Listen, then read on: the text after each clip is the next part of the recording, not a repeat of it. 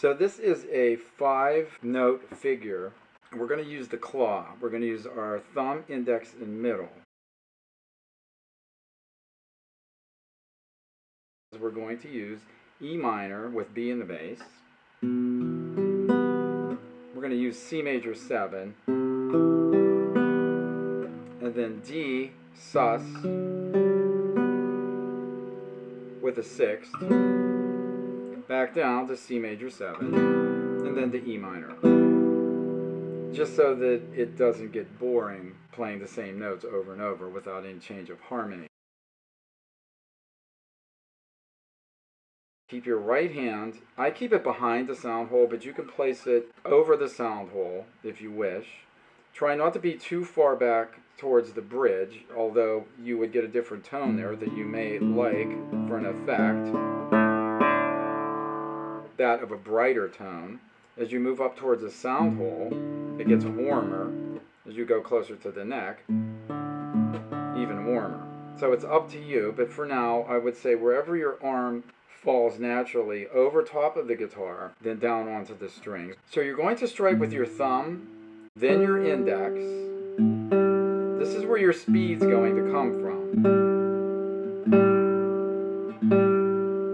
But for now, just get a nice clear sound with both fingers. And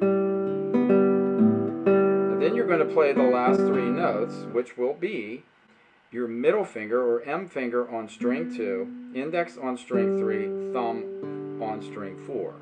Think of this as 1, 2, 1, 2, 3, 1, 2, 1, 2, 3, 1, 2, 1, 2, 3.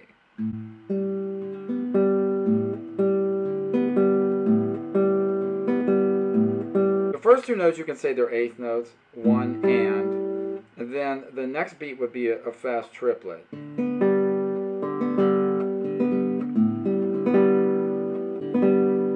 So if you think of it as 2 motions instead of 1 big motion, at first it's easy to memorize. It's not that hard to memorize, it's only 5 notes. Now let's put down our E minor form. Listen, it sounds fine even at that speed.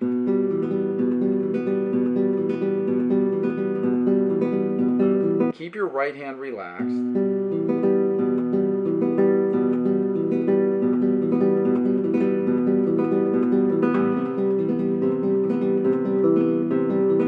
I moved up to C, C major 7. The major 7 because the second string is open, which is a B, which is the major 7th of C. I'm going to keep the same fingering, move up to D.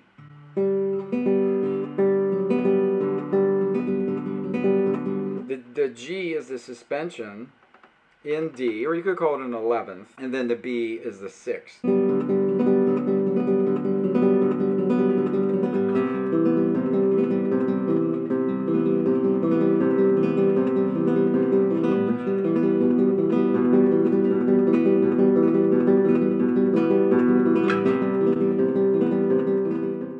When you move your chord, be careful not to squeak. It's hard, you just have to remember to lift. If you go into this E minor shape, when you move to the second chord, C major 7, you won't get the squeak.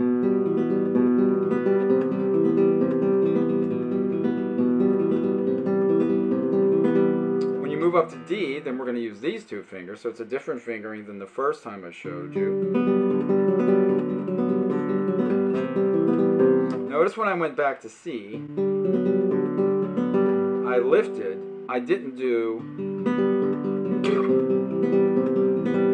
Sometimes you get lazy and you just drag your fingers along the string. It's probably best not to do that, especially if you're recording.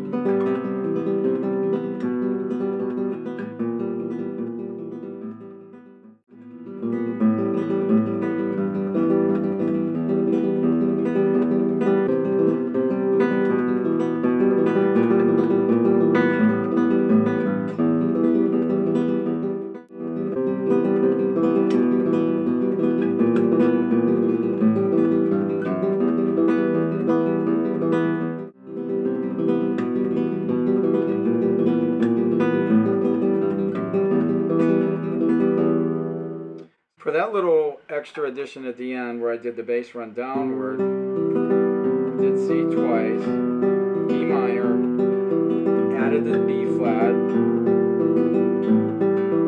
open A, G to F sharp. I just hit them both like this. I kind of broke the pattern.